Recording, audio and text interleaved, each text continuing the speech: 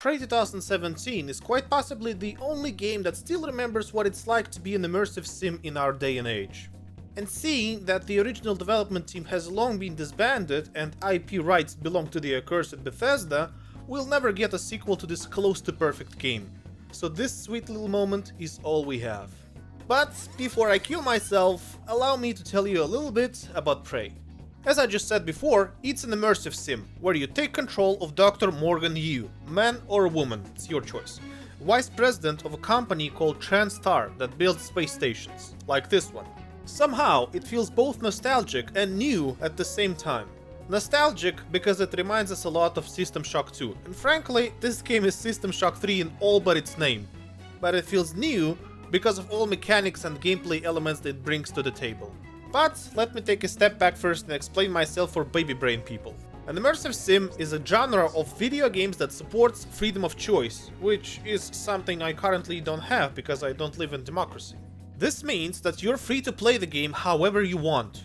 You can kill, use stealth, and persuade characters to achieve your goals. Anything goes. Another characteristic of imsims is that they have active and reactive elements that are left to the freedom of players' creativity. One character trait of all immersive sims is that they're all janky and terrifyingly difficult to make because of all possibilities you can have with your freedom. Which is why you don't meet them very often, and almost all video game companies that make them end up bankrupt. It's sort of a curse thing. One such company that is somehow still in business is called Arkane Studios. And, as luck would have it, they have, or rather had, a knack for making unique immersive sims. Prey 2017 is quite possibly the most perfect immersive sim ever created. Now hold on, before you write Deus Ex in comments and grab your pitchforks, allow me to pontificate something important. Yes, Deus Ex may be the best immersive sim, but Prey is perfect for what it tries to achieve within the immersive sim setting. Never else will you find a believable space station, different, creative ways of utilizing the environment, and a branching story with different endings that are actually based on what you do in the game. None of that telltale bullshit. The game actually takes notes of what you do. This criminally underrated game suffered a terrible fate during the development, as Arkane Studios, its developers, were forced by Bethesda to name the game after a 2006 shooter where you play as a Native American who fights aliens to protect his family. This is not a sequel nor a remake. The only similarity two games have is that you face off against angry aliens. That's it. But it was done because the original Prey was a commercial success, but the announced sequel was stuck in development hell until Bethesda acquired the rights to the IP. The sequel was officially cancelled by the chess master in 2014. But then, surprisingly, at the 2016 pre-E3 press briefing, Bethesda announces that a sequel was underway and it was a reimagining of the IP. Arkane Studios founder and game director Rafael Colantonio said during an interview that he was at odds with Bethesda management and they gave him a non-negotiable to name the game Prey. He later went on saying that it was a mistake calling it that because it would associate the immersive sim with the original shooter game, which had nothing in common with this one. No Native Americans killing aliens with extreme prejudice, not even a little. Upon release, the game was heavily criticized for not being related to the original Prey game at all. And no wonder, after releasing one of the most interesting trailers to a cancelled game, everybody was gunning for a sequel that was simply not meant to be. It was one of the instances of collective blue balls that found no release upon the game's release. Pardon the pun. Colantonio subsequently left the studio due to extreme burnout and his conflicts with Bethesda. Sometime after the release, Prey 2017 was called one of the best games of the year, but the damage was done. The sales numbers were extremely bad. Worse than Dishonored 2. The original development team left Arkane Studios, which then released such horrible flops as Deathloop and Redfall. So, there is zero hope for the studio now, and you better bury your expectations along with the possibility of Prey's sequel. Okay, I'm done here. Moving on. Let's start with the elevator pitch of the game. Prey 2017 takes place in a far future where the space race is handled by private companies. You wake up in your penthouse realizing that your brother Alex set you up. and there's a conspiracy going on. Later, you end up on the space station, and I'm not going to tell you how exactly you get there, but let me tell you this. You will never forget that moment of the game. I was hooked from that point. It is mind-bending psychological horror at its best. And with such strong opening, Prey 2017 deserves its place among the best of its genre, like Alien Isolation or Dead Space 2, my favorite one. Anyways, you end up on a space station that is infested by an alien life form called Typhon, which sounds like a brand of toothpaste, but roll with me. Typhon are these scary things that attack the space station seemingly out of nowhere. There are different kinds of them, but one characteristic trait of them is that they can mimic the items in your environment. Never before have I been in such an alerted state of mind when picking up a medkit at low HP in the video game. This enemy is devious, conniving, stealthy, and frankly, a pain in the ass. It's great. This game is a perfect stand-in for System Shock 3. All the signs are here. It is heavily influenced by System Shock and BioShock in its approach to gameplay and level design as you walk around the beautifully anachronistic space station. Another piece of inspiration from BioShock is that you play an amnesiac protagonist, and this time too there's a twist to it. Level design is not just serviceable, it's fantastic. If I ask you to draw a picture of the space station from the game, you'll get a believable habitat that accounts for everything. Crew quarters, canteen, engine, labs, industrial levels, the works. Level designers deserve every praise they can get, because with Talos 1, that's the name of the station, they knocked it out of the park. The place feels really lived in. But let me insert a phrase I haven't used since my very first review. Environmental storytelling. It is some of the best I've seen in the video game history. You see what happened here, you read logs, listen to audio records, see the sights yourself, and everything around you paints a picture of what happened on the space station before, during, and after the alien attack. There is so much storytelling going on. You'll get the taste of life on board of Talos 1 in many ways and forms, all thanks to level design. But not only level design deserves praise.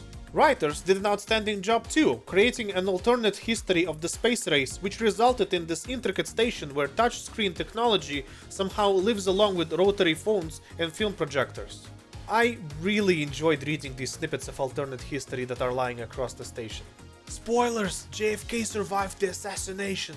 Prey is a slow-paced game. It's more similar to System Shock 2 than Half-Life. Which is why I can see some people say it's boring. But such procedural approach to combat is there for a reason. You always have a freedom of choice on how you want to engage in combat or even avoid fighting altogether. In that regard, it's more of an RPG than FPS, to be sure. Playing Prey like a traditional shooter would mean to ignore everything that makes it unique. Upgrading human-only abilities would mean that you'll skip on very interesting Typhon skills, which will spice up the game if you decide to upgrade them. Oh yes, let me tell you about skills. Neuromods is this game's rendition of plasmids, and they upgrade your character. There are different trees of abilities that underscore how you want to play this game. Soldier, Engineer, Stealth, Psionic, and so on. Now upgrades is where you make an important decision. See, because if you overcharge your Typhon abilities, the security system will start to identify you as one, making you most wanted on their to-do list.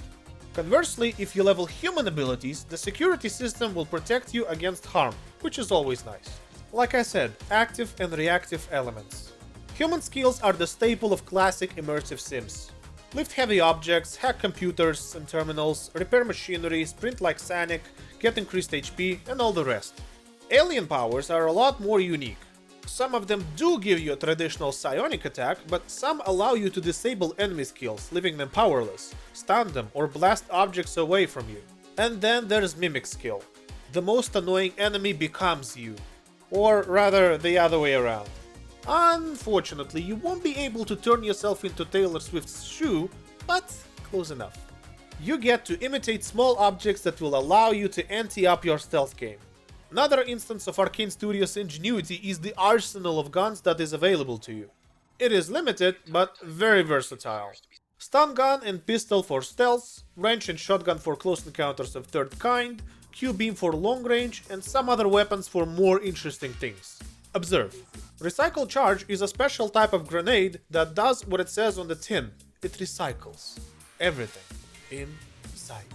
Magnificent, isn't it? Bowcaster, which can be considered as a joke weapon, actually serves a specific purpose. It allows you to remotely operate consoles. Smart, isn't it? And last, but certainly not least, is a glue cannon, which is the most unorthodox weapon since gravity cannon in Half-Life.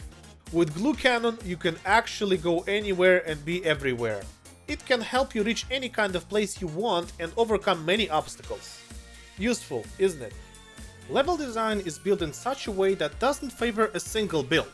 You can explore the space station on your own accord, but you will get absolutely different experiences based on your skills. Stealth character will stick to vents and hacking, soldier will lift heavy things and go out guns blazing, and Typhon build is sort of a hybrid between the two. Crafting takes a large part of the game, and I do mean large. First of all, you'll need to manage your inventory a la Resident Evil 4, because if you don't do it properly, you won't even figure out that you can craft things, because you don't carry ingredients on you. If you remember the beauty of recycled charge that vaporizes everything and leaves only resources in its wake, we also have stationary recyclers, where you'll bring trash to turn it into treasures. Ammo, medpacks, neuromodes, upgrade kits, you can craft anything, provided you have the right recipe for the job. It's taken me 3 decades, but I think I found a game where I love the crafting system. Finally, all the hoarders will be vindicated at last, because carrying literal trash in your inventory will prove beneficial if you manage to get it to recyclers. And that, my friends, is a genius of Arkane Studios. They prompt you to pick up trash, but they are well aware that behind every crumpled piece of paper there's a potential mimic hiding in plain sight. That is so devious to give crafting and hoarding an ever-presence of paranoia. Hear me out. Every item on Talos 1 is meticulously laid out by level designer so that you, the player, will have an opportunity to question why objects are placed where they are. If they're out of place, blast them with shotgun with extreme prejudice. This is Prey. The fantastic atmosphere with a creative approach to problem solving. This is Prey. And at these moments of problem solving, the game shines brightest. But as I said before, immersive sims are janky, and this brilliant game has its fair share of problems. Let's talk about that. To be honest, the only thing I didn't like was the enemy design. It is very one note. Creatures in this game are all made of black goo, which does look creepy, especially when they move, but that can get tiresome after a while. What this game needs is enemy variety, but you'll find none in Prey, since the station is infested with Typhon and not Covenant or something. Fighting Typhon, as I already mentioned, is middle of the road. Combat is not exciting, and many people claim that it's the game's main weakness. I can't disagree with that, because Arkane Studios is not known for engaging combat in their games, and if you don't level up weapon damage skills, enemies will become bullet sponges after a while, which can get pretty bothersome, especially at higher difficulties, where ammo is pretty scarce. As such, combat is very grounded. After a few hours of playing the game, you'll realize you're fighting the same annoying enemy that is always hiding until the inevitable cheap jump scare moment, prompting you to swing your wrench in every direction possible.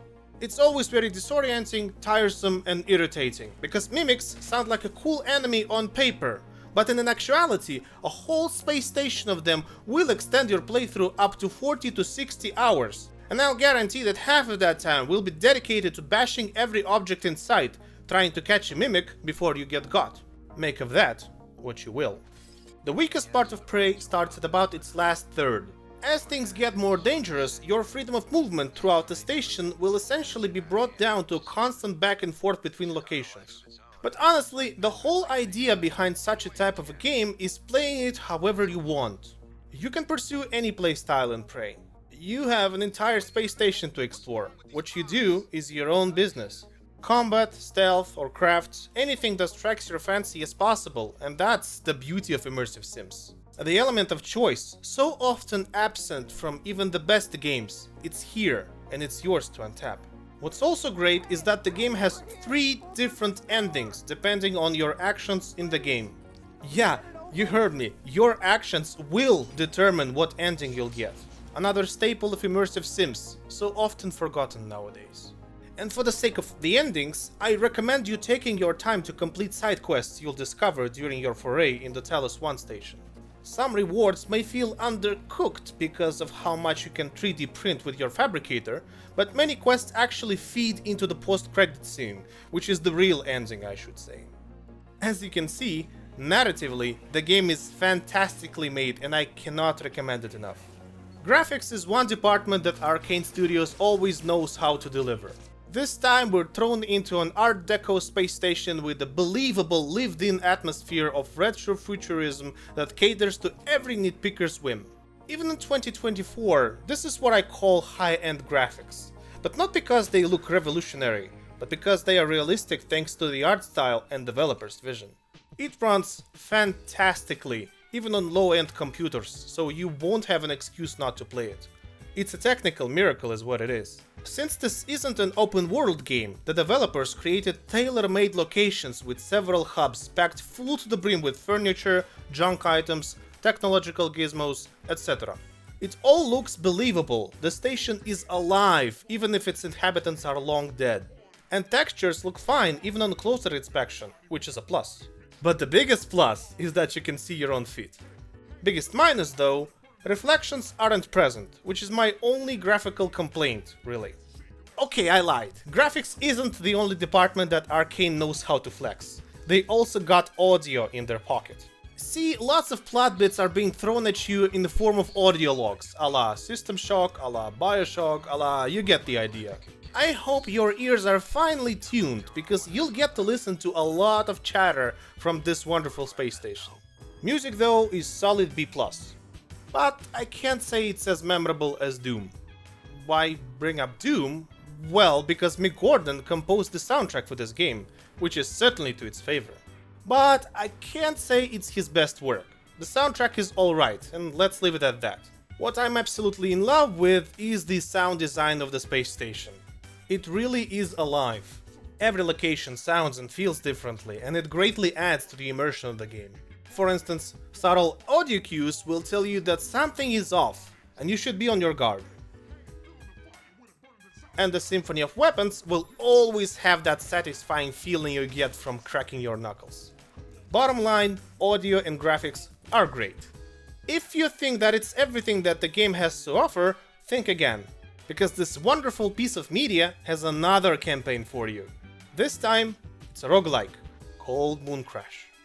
Yep, a roguelike.